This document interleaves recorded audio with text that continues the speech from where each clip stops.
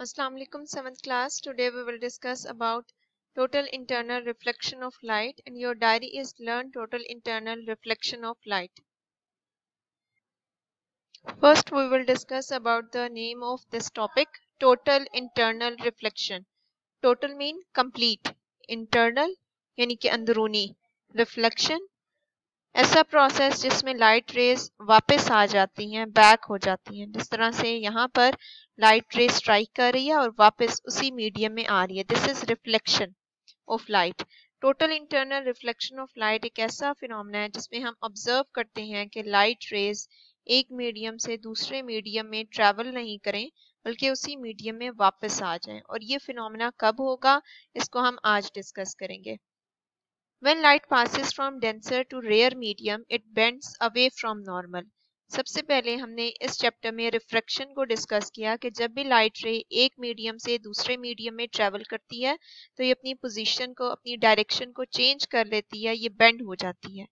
जब light denser medium से glass से एयर में ट्रेवल करेगी, फॉर एग्जाम्पल दिस लाइट रे, ये यहाँ से इस मीडियम में एयर में ट्रेवल करेगी, डेंसर से रेयर मीडियम में मूव करेगी तो ये नॉर्मल से दूर मूव कर जाएगी, अवे फ्रॉम नॉर्मल मूव करेगी।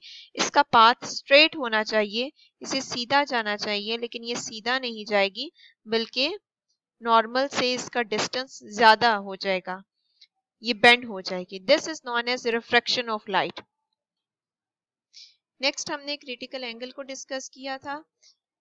Angle of incidence for which angle of refraction is 90 degree is known as critical angle. हम इसी लाइट रे की पोजीशन को चेंज करते हैं, इसको मजीद बेंड करते हैं। जब ये एक मीडियम से दूसरे मीडियम में ट्रेवल करेगी, ये इतना ज्यादा रिफ्रेक्ट कर जाएगी कि ये पैरेलल हो जाएगी मीडियम की सरफेस पे। दिस लाइन बिकम पैरेलल, ये रिफ्रेक्टेड रे पैरेलल हो जाएगी। जब ये पैरेलल हो जाएगी तो ये नॉर्मल के साथ 90 डिग्री का एंगल बनाएगी। At this point at which the refracted ray form an angle of 90 degree with normal.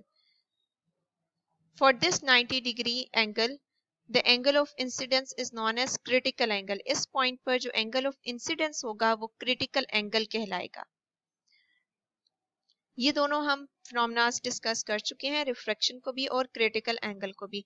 Now we will discuss about total internal reflection of light कि अगर angle of incidence critical angle से भी ज्यादा हो जाए, यानी कि वो एंगल जिस पर रिफ्लेक्टेड रे 90 डिग्री का एंगल बनाती है नॉर्मल के साथ, उस एंगल से भी मजीद हम इंसिडेंट एंगल को, एंगल ऑफ इंसिडेंस को ज्यादा कर देते हैं तो लाइट रे रिफ्लेक्ट बैक कर जाएगी, दोबारा से ग्लास में ही वापस आ जाएगी। थर्ड रे को आप अगर ऑब्जर्व करो तो ये लाइट रे स्ट्राइक कर रही है सरफेस के साथ और ये दोबारा से वापस आ रही है, ये इतनी ज्यादा रिफ्लेक्ट हो रही है कि ये दोबारा से ग्लास में वापस आ जाएगी। अगेन अगर आप इसको मजीद इंसिडेंट एंगल को, एंगल ऑफ इंसिडेंस को बढ़ाते हो तो दोबारा से ये लाइट रे वापस आ जाएगी ग्लास में ही, उसी मीडियम में वापस रिफ्लेक्ट बैक कर जाएगी। This phenomena is known as total internal reflection of light.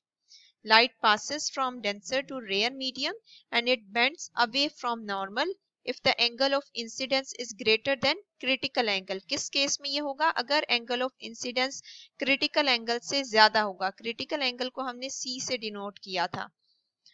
Then light rays reflect back into the same medium. तो इस केस में light rays दोबारा से वापस आ जाएंगी उसी मीडियम में। ये तीनों चीजें अगर कंप्लीट हैं, तीनों पॉइंट्स, तो आप कह सकते हो कि total internal reflection of light हो रही है, यानी कि ये फिनोमेना आप ऑब्जर्व कर सकते हो। लाइट पास कर रही हो डेंसर से रेयर मीडियम में, बेंड कर रही हो away from normal, angle of incidence उसका ग्रेटर हो क्रिटिकल एंगल से, तो इस केस में लाइट रे रिफ्लेक्ट बैक कर जाएगी उसी मीडियम में और इस कंप्लीट फिनोमेना को आप दे दोगे total internal reflection of light का।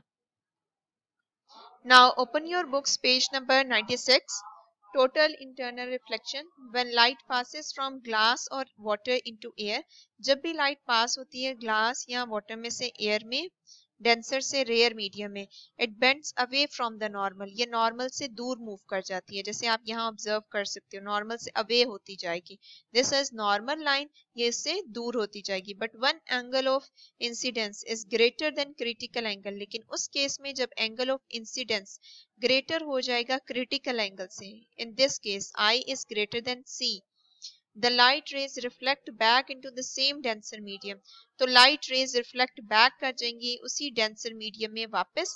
this phenomena is called total internal reflection, और ये phenomena कहलाता है total internal reflection of light। In lines को आपने याद करना है, पेज नंबर 96 पे ये टॉपिक है, यहाँ आपने यहाँ से स्टार्ट करना है, यहाँ तक आपने करना है, ये टोटल इंटरनल रिफ्लेक्शन की डेफिनेशन है, साथ में आपने इस डायग्राम को भी बनाना है। इस केस में आपने उन्हीं इंस्ट्रक्शंस को फॉलो करना है जो मैंने कल आपको बताई थी। इस डायग्राम को भी बनाते हुए आप उन्हीं इंस्ट्रक्शंस को फॉलो करोगे। सबसे पहले आप एक रेक्टेंगल बनाओगे, इसके बाद आपने यहाँ पे सर्कल बनाना है, उसमें से 4 रेज इमिट होंगी, 4 लाइंस लगानी है। 4 लाइंस लगाने के बाद जहां पर ये लाइन इस पॉइंट के साथ मीट कर रही है ये लाइंस, वहां पर आपने एक डॉटेड लाइन बनानी है। 1 2 3 4 डॉटेड लाइंस लगाओगे। डॉटेड लाइंस लगाने के बाद फिर ये लाइट रे फर्दर आप इसको आगे एक्सटेंड कर दोगे फर्स्ट केस में, लेकिन थोड़ा सा बेंड करके।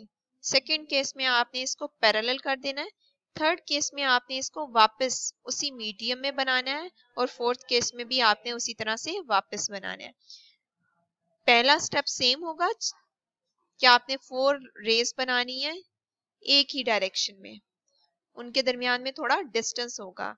सेकंड आपने नॉर्मल लाइन ड्रॉ करनी है, लेकिन फिर उसके बाद जो आपने थर्ड स्टेप में करना है, रिफ्लेक्टेड रे जब आपने बनानी है, तो इस केस में आपने उसको थोड़ा सा बेंड कर देना है, इसमें आपने उसको पैरेलल कर देना है, इसमें आपने उसको रिफ्लेक्ट कर देना है। This is reflected ray, not refracted.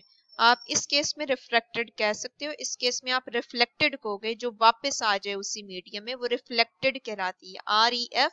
REFLECTED, यानी कि रिफ्लेक्ट कर गई है वो वापस। और ये complete phenomena total internal reflection का फिनोमेना कहलाता है, जिसमें लाइट रे वापस उसी मीडियम में आ जाए। आपने ये याद भी करना है, डायग्राम की भी प्रैक्टिस करनी है। याद करके आपने रफ कॉपी पर या लूज शीट पर लिखना है, नीट कॉपी पर आपने कोई भी काम नहीं करना।